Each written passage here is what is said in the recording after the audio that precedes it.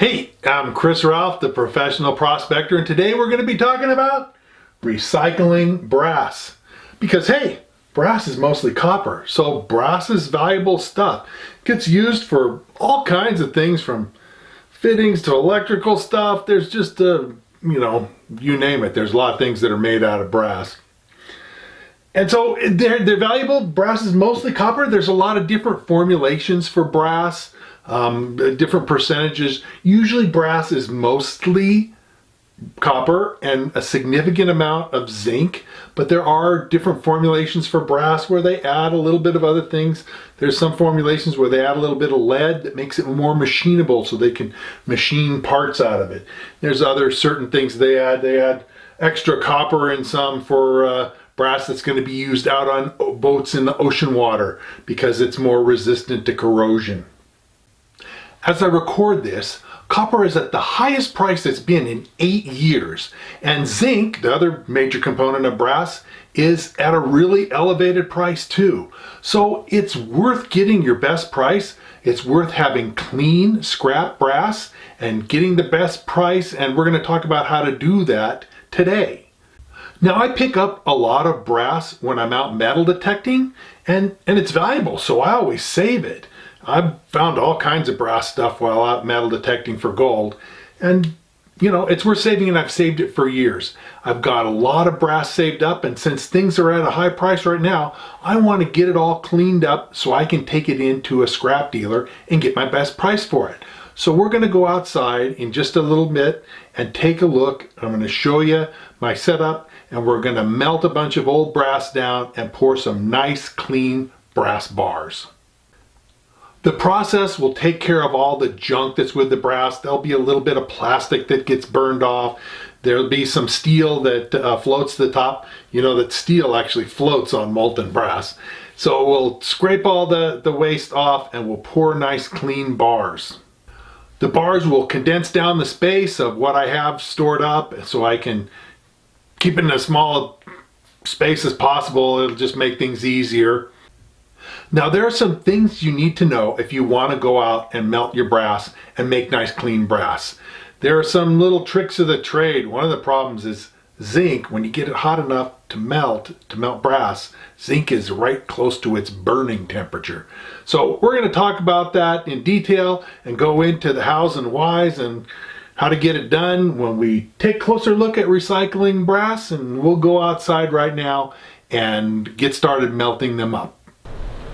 Well, we're out here to melt down some brass. Got my crucible. I've got my nice graphite mold. Got bags of shells and casings and other brass that I've picked up over the years.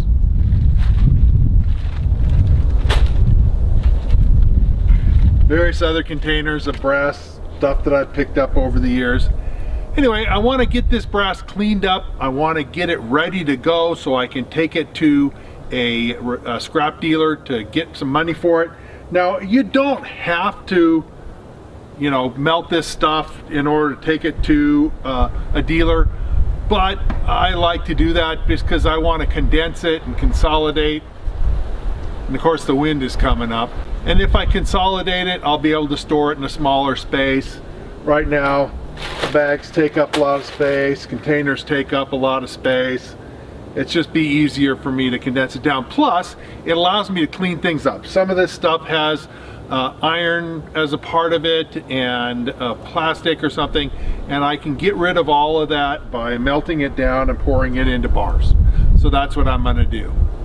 Come on, let's do that. Okay, we're ready to pour. We're ready to pour, and I'm going to pull the crucible out.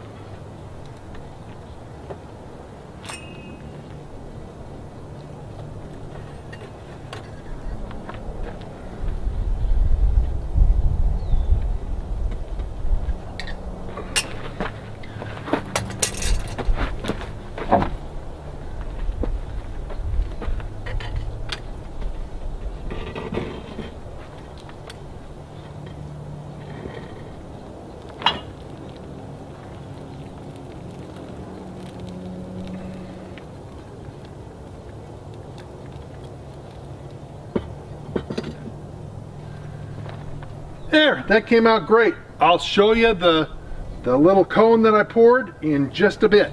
But first I'm going to load this with another bit of brass to melt down, and we're going to make another pour. I'll be back. I'll show you the other pour too. Okay, we're ready for our second pour. I've already got the first one out. It's got some weird toning. I'll show you that in a second. But here is that, and we will flip this up.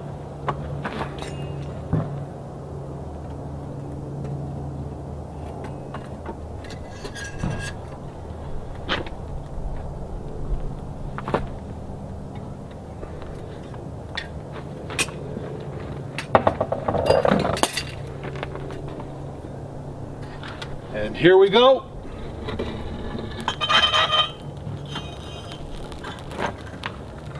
Can you see the zinc burning?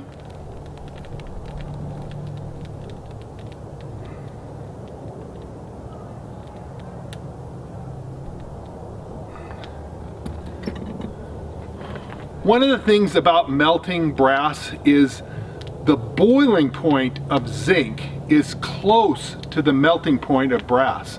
Not much higher above the melting point.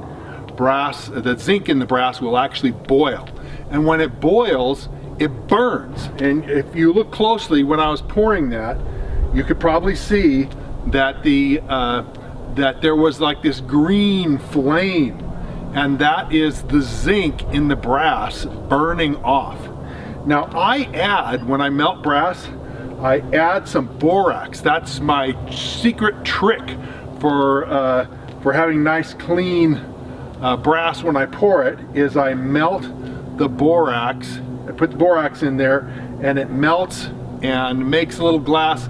It also makes a kind of a slag layer cover over the top of the brass, and that keeps the zinc from being exposed to air and then automatically burning. But then when I take the crucible out and dump it over, of course there's, you know, exposure of brass to the air, and that's why you saw it burning and igniting. You saw that little flame, I hope. If you didn't, you might want to go back to see that pour and see what it looked like as I was pouring the brass into the cone mold. So anyway, that's enough for our brass for today. Like I say, I'll show you a little bit of this is my fresh brass button. It's got a lot of weird toning on it, just because the hot brass will oxidize and tarnish real fast, and so it's got some weird, interesting greenish and other toning on there. This one I'm sure will probably have something similar, and I'll get it out in a few minutes when it cools off. So here's that first brass button with the weird green tarnish on top and a kind of an orangey tarnish through the middle part. Really only along the base where it's sitting on the concrete can you see the typical yellow brass color that you might expect. The black is sort of some of the slag, some of the borax glass. I will go ahead and take a wire brush to this and clean it up, and it'll look a lot better. I'll show that to you in just a second. Here is the second pour as it's cooling in the mold for it, and you can see the black glassy slag on top. That's the borax material. It absorbs both the kind of tarnish and oxide on the outside of some of the brass, and as well as protecting the zinc that's underneath from catching on fire. The gases that are given off when it catches on fire are fairly toxic and are genuinely bad for you, so it's good to protect it and keep it inside the brass rather than into the air. So let me show you what this looked like when I turned it over and got the second button out. So here are the two buttons I poured. The one on the left is the first one, the one on the right is the second. You can see they both have an unusual kind of tarnish on them. It's just from the heat and the sitting in the iron cone mold. But together they weigh almost 8.5 pounds, so that's a good amount of brass that has some real value. So that's what the final product was. So this ends our series on copper. I've done one on scrapping copper itself. I've done 2 on home smelting copper, and then of course I did a couple on prospecting for copper by yourself and finding copper ores. And this last one with the brass, because brass is mostly copper, is the last of this series. I'm going to be starting some other series soon, but I hope you enjoyed this one. Now, if you're interested in finding gold, because most of my videos are about prospecting for gold, but also for other things, but mostly gold. And if you're interested in gaining the skills to be a better gold prospector and go out in the field and find gold for yourself, I wrote a book. It's called Fistful of Gold, because that's what I want you to find, Fistful of Gold. And I'm going to tell you a little bit more about my book right now. So let me tell you a little bit more about my book.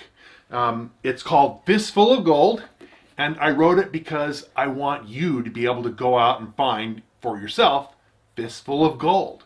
And you can see that it's an encyclopedia with all kinds of information, pictures, and that sort of thing. It's not in color, but color would have cost me a lot more to have printed, and so the book would have cost a lot more. It's for sale on Amazon, and you can pick it up. I'll put a link in the description below. I also serve as the editor for a prospecting magazine. It's ICMJ's Prospecting and Mining Journal. And honestly, you should check that out. We got stories and information, legal stuff, everything you know to increase your skills as a prospector. I write articles in this every month, and a lot of other very experienced prospectors contribute to the magazine as well. So check the magazine out. Also, I have a website, and the website is at NevadaOutbackGems.com. I'll put a link for it in the description below, but there's gobs of information there that you will find useful in your prospecting efforts.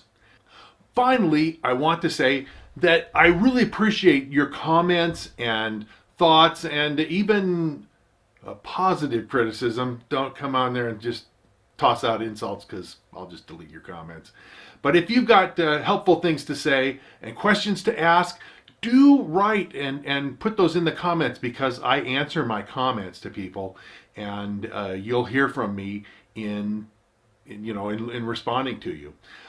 So if you've enjoyed this video and you like what you see and you're interested in finding out more, well then sign up, subscribe, and hit the notification bell so they'll let you know when I post new videos.